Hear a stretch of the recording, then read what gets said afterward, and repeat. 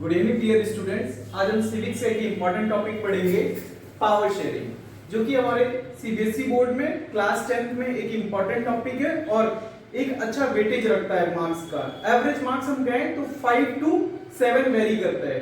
इसमें सबसे important question एक आता है, why power sharing is desirable and the why power sharing is required. तो इसमें कुछ इंपॉर्टेंट पॉइंट्स हैं, सबसे पहले हम उनको समझेंगे, फिर इसके बाद टॉपिक में फर्दर एक्सप्लेनेशन देखेंगे। तो सबसे पहला है ethnic composition of Belgium and Sri Lanka. सबसे पहले इस चैप्टर में हम ये देखेंगे कि श्रीलंका और बेल्जियम की एथनिक कंपोजिशन कैसी है। एथनिक कंपोजिशन मींस जैसे अगर हम बात करें बेल्जियम की तो वहां पर फ्रेंच है, डच है, जर्मन है, और किस तरीके से उन्होंने पावर शेयरिंग करी जिसकी वजह से वहां पर पावर टसल नहीं है। वो कंट्री में प्रॉस्पेरिटी है और कोई भी जो सेम प्रोसेस हम देखेंगे कि श्रीलंका में नहीं हुआ, जिसकी वजह से वहां पर एथनिक वॉर हुआ और बाद में वो सिविल वॉर में कन्वर्ट हो गया। दूसरा पॉइंट है हमारा मेजॉरिटेरियन इन श्रीलंका, कि किस तरीके से श्रीलंका में मेजॉरिटी ने अपने आप को हमेशा अबव रखा, जिसकी वजह से वहां की माइनॉरिटी कम्युनिटी को इंफीरियरिटी फील हुई और उस इंफीरियरिटी फील होने की वजह से वहां पर एक लॉन्ग टर्म सिविल वॉर चला। दूसरा एकोमोडेशन इन बेल्जियम, किस तरीके से बेल्जियम ने अपनी इस प्रॉब्लम को सॉल्व किया। And point number 4, why power sharing is desirable, कि पावर शेयरिंग क्यों इंपॉर्टेंट है। अगला पॉइंट है फॉर्म ऑफ पावर शेयरिंग, जिसमें हम ये देखेंगे कि डिफरेंट पावर शेयरिंग के फॉर्म में हॉरिजॉन्टल डिवीजन, वर्टिकल डिवीजन और एक फेडरल स्ट्रक्चर के बारे में हम अगले चैप्टर में पढ़ेंगे। तो स्टूडेंट्स अब हम देखेंगे बेल्जियम का एथनिक कंपोजिशन। सबसे इंपॉर्टेंट बात कि बेल्जियम जो कि हमारा हरियाणा स्टेट से भी छोटा है, और आप देखिए कि वो किस तरीके की पावरफुल कंट्रीज से कवर्ड है, France, Germany, Netherlands and Luxembourg. अगर आप एक कंट्री को छोड़ दें तो फ्रांस, जर्मनी एंड नीदरलैंड ये तीनों इतने पावरफुल कंट्री हैं जिन्होंने पास्ट में कॉलोनी बना के रखा बहुत सारे कंट्रीज को, जिसमें से फ्रांस जब इंडिया के इंडिपेंडेंस के बाद लास्ट 1961 में इन्होंने गोवा को छोड़ा।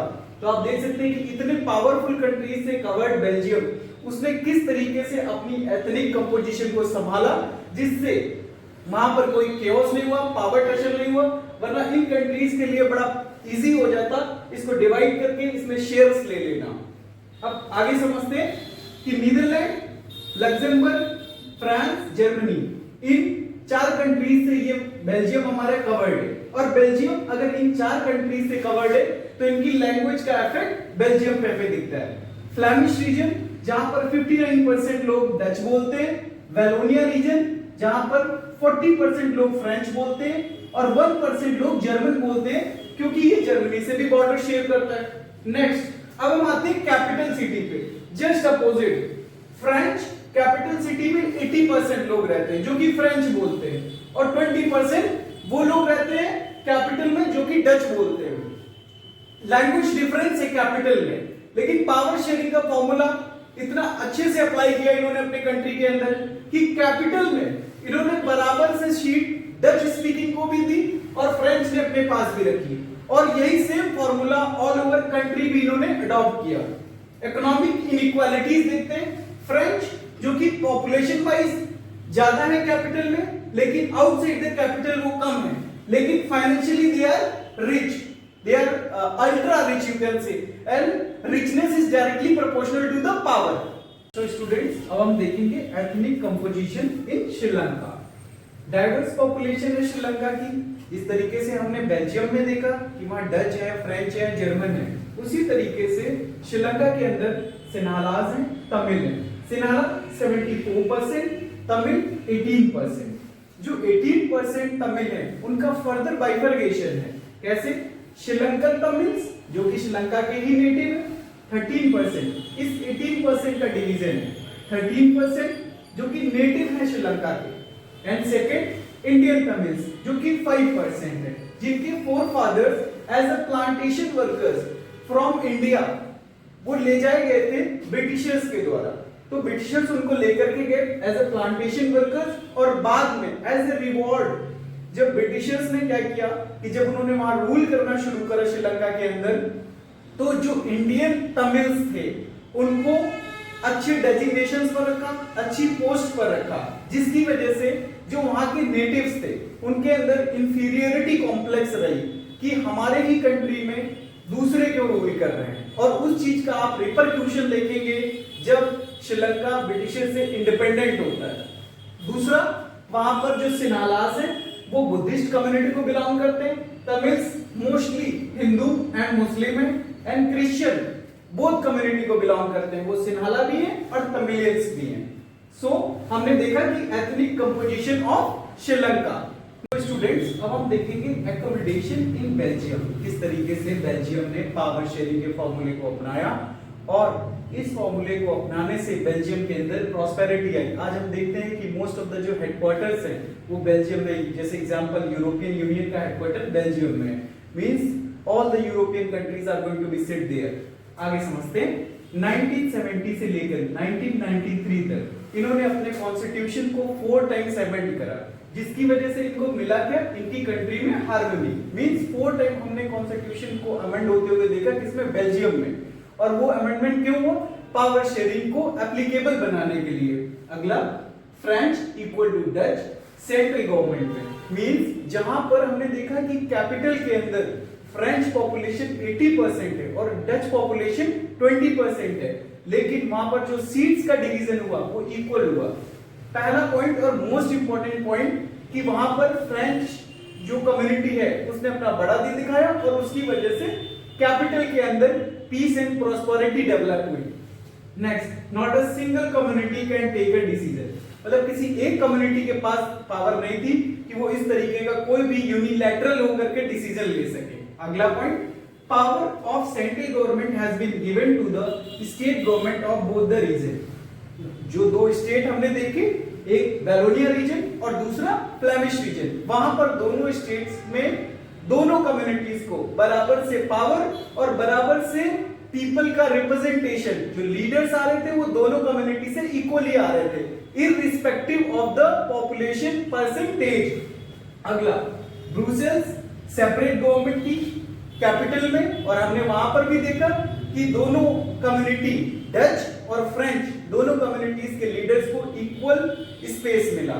Third, community government, most important, community government का ये काम था कि कल्चरल इवेंट्स और एजुकेशनल इवेंट्स ऑर्गेनाइज कराना। कैसे, अगर कोई डच कम्युनिटी है और डच कम्युनिटी के लोग वो प्रॉस्पेरिटी का काम करें जिससे कि डच लोग फ्लरिश करें, और ठीक इसी तरीके से जो फ्रेंच कम्युनिटी है वो फ्रेंच कम्युनिटी को बढ़ाए, but negate of the other, ये नहीं है कि हम दूसरी कम्युनिटी को अल्टरेट करें, उसको नीचे की तरफ लेकर के जाएं, अपनी कम्युनिटी को प्रॉस्पर करिए। तो एक पॉजिटिव कंपटीशन हमने देखा। तो स्टूडेंट्स, हमने देखा कि किस तरीके से बेल्जियम में पावर डिवीजन हुआ और उस डिवीजन की वजह से वहां पर प्रॉस्पेरिटी आई। ठीक यहां पर किस तरीके से वन साइडेड पावर डिवीजन हुआ। One sided power division means majority community की सुप्रीमेसी। सिन्हाला कम्युनिटी ने अपनी सुप्रीमेसी स्टैब्लिश करी श्रीलंका की इंडिपेंडेंस 1948 के बाद, क्योंकि श्रीलंकन सिन्हाला कम्युनिटी के अंदर ये था कि जब ब्रिटिशर्स थे श्रीलंका के अंदर, तो उन्होंने जो टॉप पोजीशंस थी वो इंडियन तमिल्स को दे रखी थी। तो वो जो उनके अंदर एक फीलिंग थी, वो 1948 में जब श्रीलंका इंडिपेंडेंट हुआ तो वो उनकी फीलिंग बाहर आई और उन्होंने अपनी लैंग्वेज को 1956 में ऑफिशियल लैंग्वेज डिक्लेयर कर दिया कि there is only one language, that is a Sinhala language.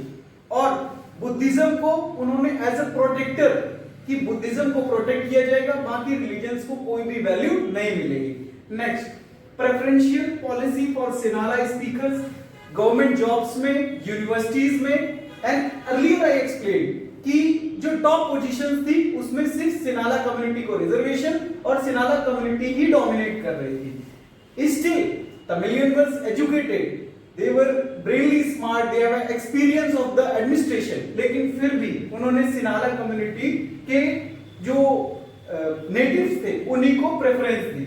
Next, Buddhism, सिर्फ एक रिलीजन को as a protect religion declare किया गया, वो था बुद्धिज्म। नेक्स्ट, इन सब की वजह से जो वहां के तमिलियंस थे उनके अंदर फीलिंग ऑफ एलियनेशन आया। एलियनेशन मींस कि उन्हें लगता था कि हम इस देश के हैं ही नहीं होते हुए भी। उसकी वजह से क्या हुआ, सबसे बड़ा रीजन कि क्यों उनके अंदर ये फीलिंग आई, हम देखते हैं कि जो सिन्हाला लीडर्स थे वो मेजॉरिटी में थे, most of the leaders Sinhala community के थे, तो वो तमिलियंस की बात ही नहीं करते थे पार्लियामेंट के अंदर।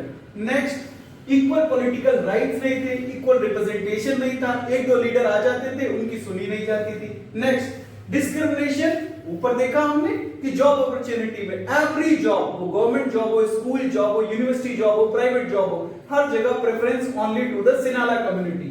नेक्स्ट, हम देखते हैं कि इसका रिएक्शन क्या हुआ, क्योंकि अगर कोई चीज है, अगर कोई इस तरीके की एट्रोसिटी हो रही है तो उसका आपको रिएक्शन जरूर देखने को मिलेगा।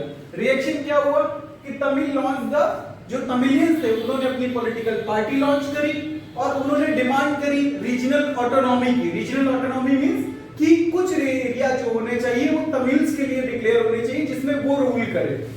Next, demand of equal opportunity, जो कि सबसे बड़ी बात है कि उन्हें जॉब्स में अपॉर्चुनिटी नहीं मिल रही थी, उन्हें एजुकेशन यूनिवर्सिटी में अपॉर्चुनिटी नहीं मिल रही थी, तो इसकी वजह से उनकी सबसे बड़ी जो डिमांड थी कि इक्वालिटी की डिमांड, और ये डिमांड ना पूरी होने की वजह से वहां पर एक पार्टी बनी जिसका नाम था तमिल एलम, और इसी तमिल एलम के डिमांड करने पर, जब ये तमिल एलम की डिमांड्स नहीं पूरी होती हैं तो ये एक आर्म रेबेलियन का रूप लेता है और it is going to be converted into civil war, जहां पर हम देखते हैं वेरुपल्ली प्रभाकरन जो कि लीडर होते हैं तमिल टाइगर एलम के, और श्रीलंका में शुरू हो जाता है खूनी civil war. Thank you students.